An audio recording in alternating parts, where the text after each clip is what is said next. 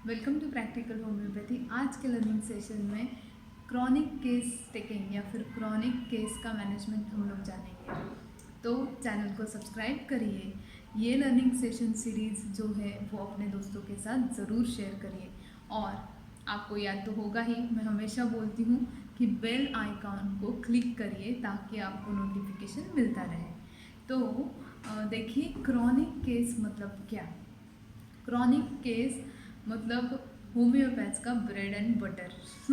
Yes, क्योंकि जो भी केसेस अपने पास आते हैं वो 99.9% क्रॉनिक ही होते हैं। जैसे कि अक्यूट केस का मैनेजमेंट जो वीडियो है उसमें मैंने बताया था लोग एलोपैथ के पास जाते हैं, ये आपको भी पता है, और उसका मैनेजमेंट हम लोगों ने उस वीडियो में सीख लिया है। अगर आपने नहीं देखा है तो लिंक मैं डिस्क्रिप्शन में दे रही हूँ, ज़रूर देखिएगा।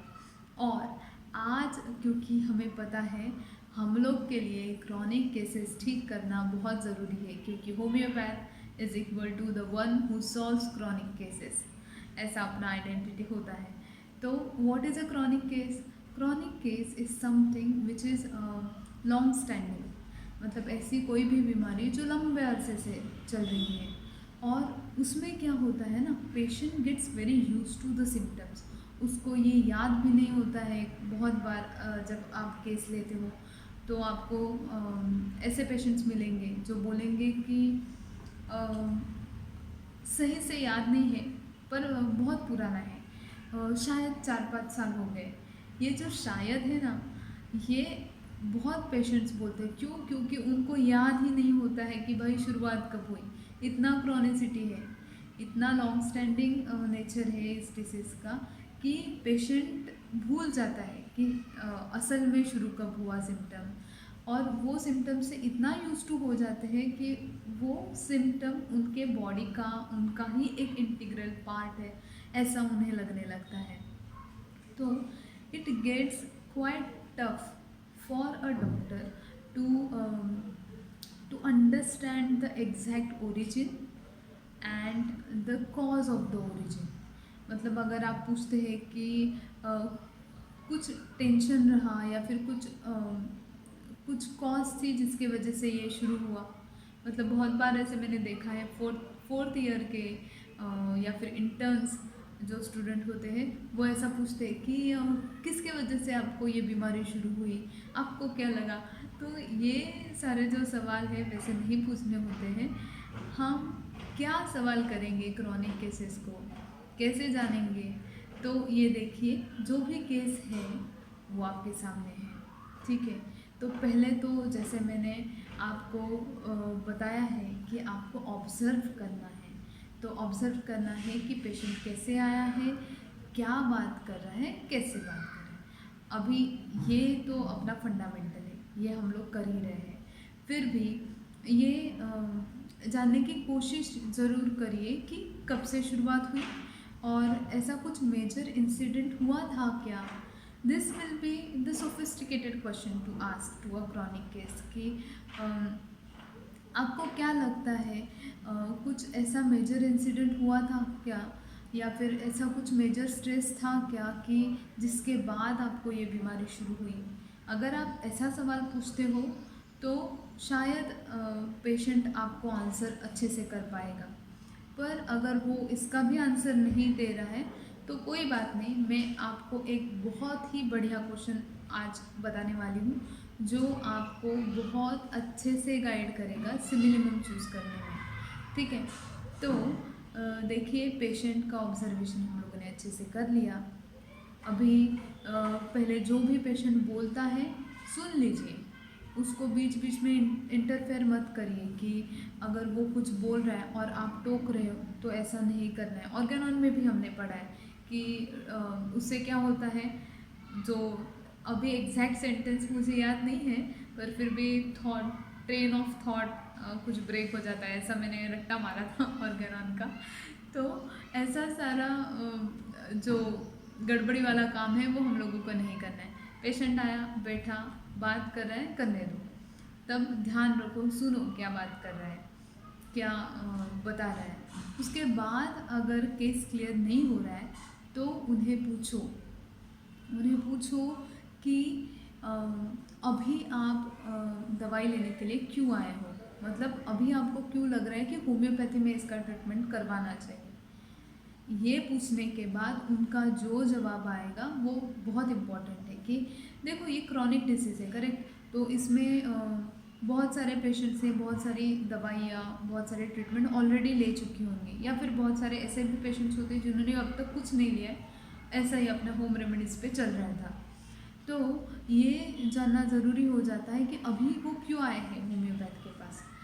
ये जब सवाल हो जाएगा, ये जवाब जब मिल जाएगा, तो उनको पूछिए कि उनका कंसर्न क्या है, उन्हें क्यों ठीक होना है, मतलब क्यों ठीक होना है। ये बहुत ही क्रूड है, तो ऐसा नहीं पूछना है आपको, पर आप ये जानने की कोशिश करिए कि उनका मेन कंसर्न क्या है, अभी क्यों आए हैं, मतलब इतना टाइम तो चला गया, फिर अभी क्यों उनको लग रहा है कि अभी इसके लिए दवाई लेना है। तो बहुत सारे लोग बोलेंगे कि भाई पेन हो रहा है, अभी बर्दाश्त नहीं हो रहा है, पर ये चीज़ जो है उसके पीछे की वजह जानने की कोशिश करो, उसके पीछे की कंसर्न जानने की कोशिश करो कि अब तक फिर पेन हो रहा था तो कैसे मैनेज किया आपने, अभी भी आप पेन में हो, जब दुखता है, मतलब बहुत सारे नी पेन के पेशेंट्स आते हैं क्रॉनिक केस में, तो उनको पूछो कि कैसे मैनेज करते हो, घर में खाना बनाना या फिर ऑफिस जाना, जो भी काम है कैसे मैनेज करते हो, कैसे आप अपना रूटीन मैनेज कर सकते हो, क्या करते हो उस चीज़ के लिए, क्या करते हो थोड़ा सा कंफर्टेबल फील हो आपके लिए। तो ये सारे सवाल बहुत इम्पोर्टेंट है। तो कंसर्न जानना और अभी होम्योपैथी लेना है उनको, तो ये क्यों लेना है ये जानना ज़रूरी है। फिर ये भी ज़रूरी है कि अगर वो न्यू केस है तो उनको किसने रिफ़र किया। जब अपने को रेफरेंस पता चल जाता है ना, तो एक बैकग्राउंड क्लियर हो जाता है।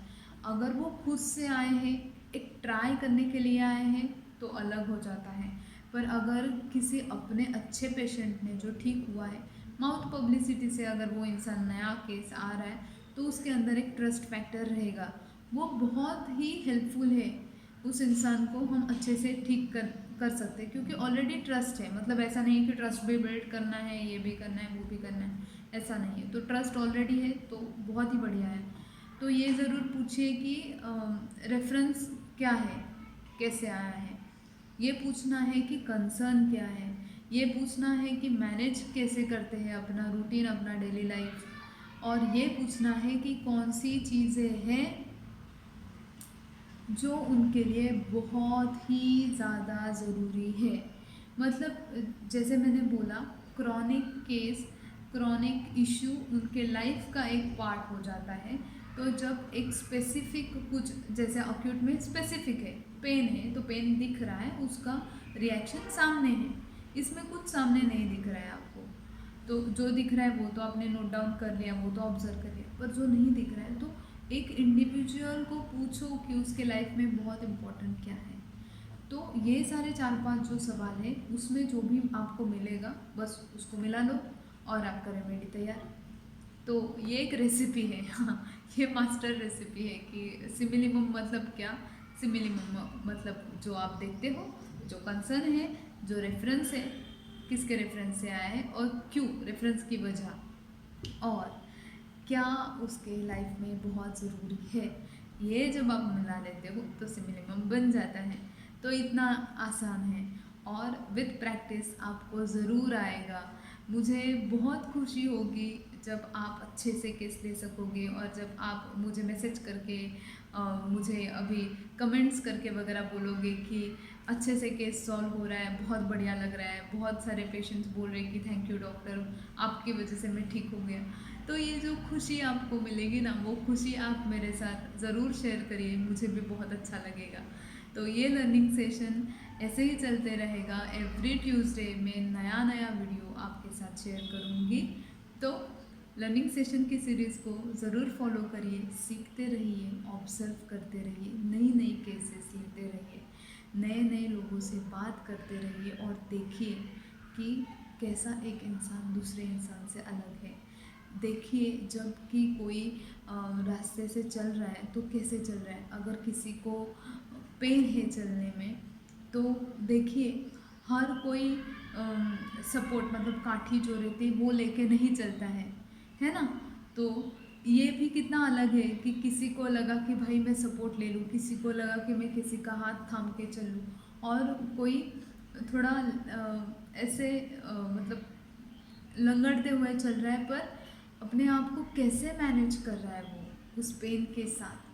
तो ये देखिए, ऑब्जर्व करिए, और जब भी आपके पास केस आए तो केस लेना स्टार्ट करिए, ऑब्जर्व करना शुरू करिए, ठीक है। और जब भी आपको डिफ़िकल्ट लगता है, अगर आप नए हो, आपको लगता है कि ये केस मुझसे सॉल्व नहीं हो रहा है, तो सीनियर डॉक्टर को रिफ़र करिए, और उनसे भी आपको सीखने को मिलेगा। जब वो केस लेंगे ना, तो आप उन्हें पूछिएगा, वो बताएंगे कि उन्होंने ये दवाई क्यों दी, फॉलोअप अभी ऐसा है तो फॉलोअप में क्या दवाई देंगे, और प्रोग्नोसिस कैसा रहेगा। तो हमेशा आप अगर अच्छे एटीट्यूड से लाइफ में आगे बढ़ते हो, केसेस लेते हो, तो हमेशा आप सीखते रहोगे, और जब सीखोगे तब इम्प्लीमेंट करते रहोगे, और रिजल्ट्स आते रहेंगे।